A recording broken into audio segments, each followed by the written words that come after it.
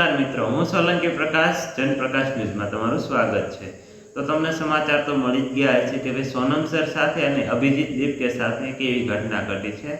તો આજ વહેલી સવારની વાત છે, જ્યારે અભિજીત દીપકે ફ્રેશ થવા તે પોતાના મિત્રના ઘરે ગયા હતા અને ત્યારે સોનમ સર સાથે દિલ્હી પોલીસે તે ગેરવર્તન કરી અને જબરદસ્તી કરીને તેમને લઈ જવામાં આવ્યા અને અશબ્દો બોલાવવામાં આવ્યા, અભદ્ર ભાષાનો ઉપયોગ કરી અને તેને બોલી અને તેની સાથે અયોગ્ય વર્તન કર્યું અને ત્યાર પછી તેને દવાખાને લઈ જવામાં આવ્યા છે। તેનું હંગર સ્ટ્રાઇક તોડવામાં આવ્યું છે। જે અનશન ઉપર બેઠા હતા તેને તોડવાનો પ્રયત્ન કર્યો છે અને તેને તેના જે 19 દિવસથી તે પોતે અનશન ઉપર બેઠા હતા તેનું કોઈ પણ પરિણામ હજી આવ્યું નથી। સરકાર મૂંડી છે અને આપણે એ સરકારની વાત કરીએ છીએ, આપણે એ દેશમાં રહીએ છીએ જે લોકશાહી છે, લોકતંત્ર છે।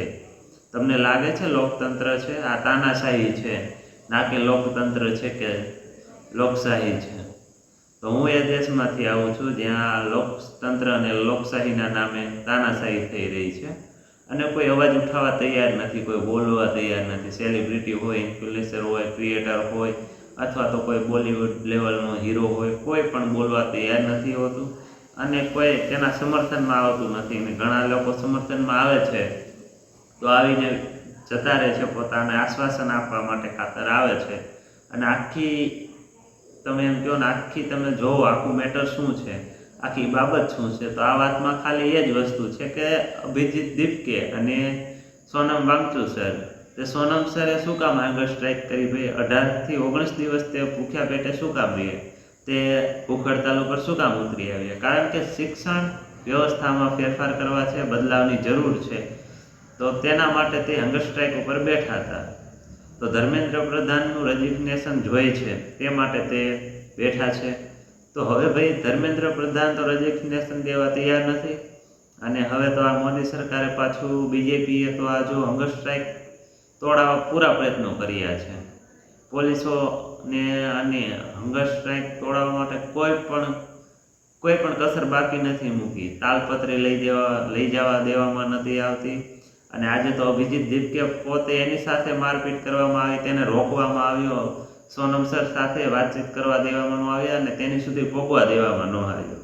તો એની સાથે પણ અભદ્ર વ્યવહાર થાય છે, વર્તન થાય છે અને આવી પણ આમ સમગ્ર તમે મામલો તો જુઓ કે ભાઈ શેની માટે એ વ્યક્તિ બોલે છે, કોણ બોલે છે એના જુઓ, પણ શેના માટે બોલે છે એ તો તમે જુઓ।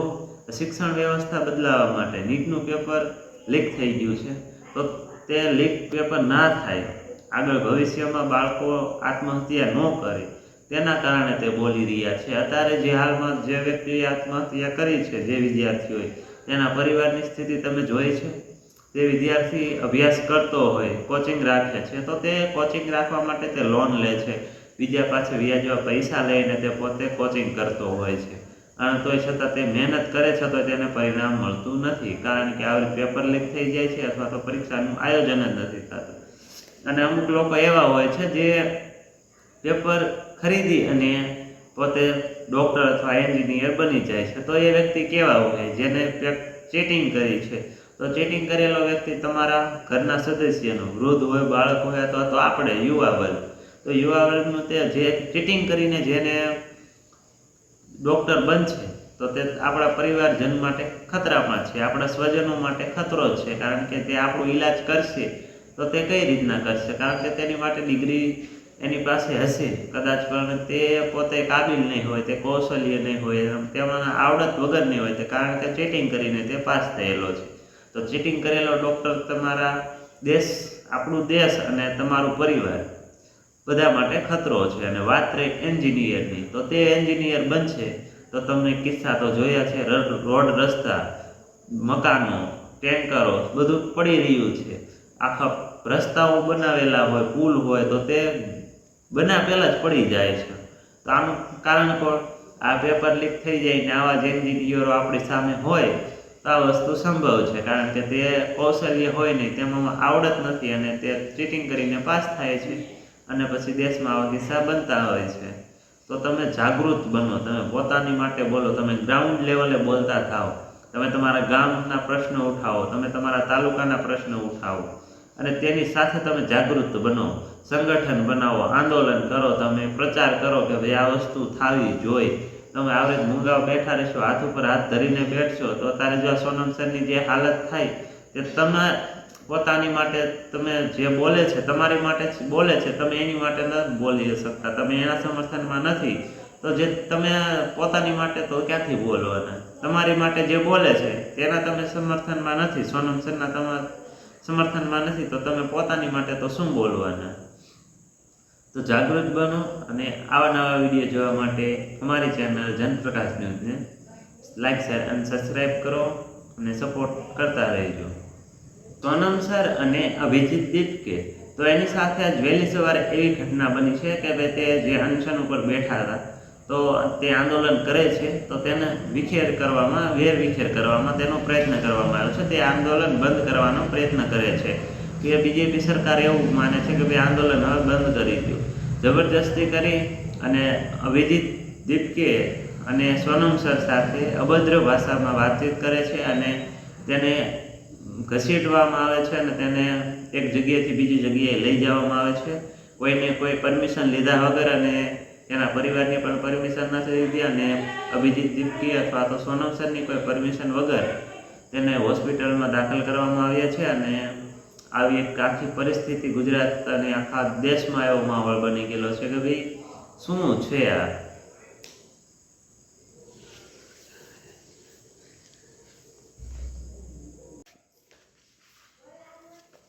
સોનમ સર અને અભિજીત દીપકે, જે વ્યક્તિ તમારી માટે બોલે છે, જો તમે એના સમર્થનમાં નથી બોલતા તો તમે પોતે તો શું બોલવાના એમ.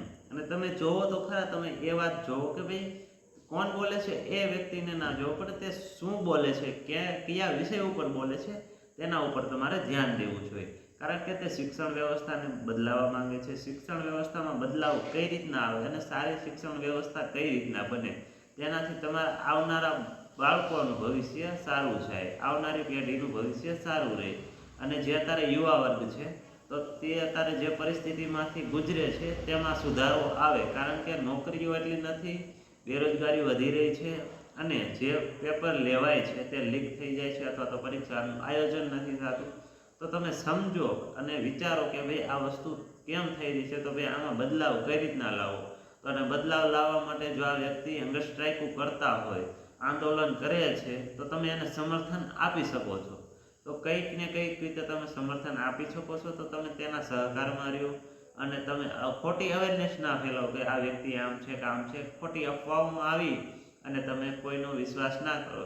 સાચું શું છે તે 10 વાર જાણો અને ત્યાર પછી કોઈ ચર્ચા કરો. કારણ કે કોઈ વ્યક્તિ પોતાની માટે નથી બોલી રહ્યો, તમારી માટે બોલી રહ્યો છે, તમારા બાળકો માટે બોલી રહ્યો છે. એક વિદ્યાર્થીનું ભવિષ્ય કેટલું મહત્વનું હોય છે ને તેની માટે બોલી રહ્યો છે. અને જે વ્યક્તિએ આત્મહત્યા કરી છે નીટ પેપર લીક થવાને કારણે, તેની માટે બોલી રહ્યો છે, તેને ન્યાય દેવા માટે બોલી રહ્યો છે, ધર્મેન્દ્ર પ્રધાન રેઝિગ્નેશન આપે તે માટે બોલી રહ્યો છે. કારણ કે શિક્ષણ વ્યવસ્થા આખી બોગસ છે. તો તમે પોતે સમજો અને પોતાને સમર્થન ના આપો તો કાંઈ નહીં, પણ ખોટી અવેરનેસ ના ફેલાવતા. અને મહેરબાની કરીને તો હું તો એમ કહું છું કે આ વ્યક્તિ હવે બીજી વાર જો તમારી માટે બોલે છે તો તમે એમ સમર્થન આપો. કારણ કે જો આ વ્યક્તિ કોઈ બેઠા નહીં આપણે તો આપણા માટે કોઈ બોલવા તૈયાર નહીં થાય. કારણ કે આપણે ભારત આખો દેશ એવો છે કે બેરોજગાર છે, તેમાં ભ્રષ્ટાચાર છે અને જે આપણે કહેતા હતા ને વિશ્વ બંધુત્વ, તે વસ્તુ હવે નહીં રહે. તો આ એક વસ્તુ તમે જે ગર્વ લેતા હતા ને એ તમને શર્મ આપી શકે, તમે શર્મજનક બાબત થઈ શકશે. તો આ એક આપણા દેશની એક રિયાલિટી છે.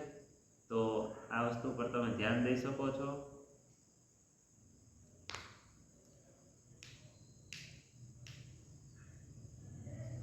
તો આ ધર્મેન્દ્ર પ્રધાન અને બીજેપી સરકાર તો તમે જોઈ શકો છો કેટલી હદે બેદરકારી કરી છે. કોઈ રિસ્પોન્સ જ નથી આપી રહી.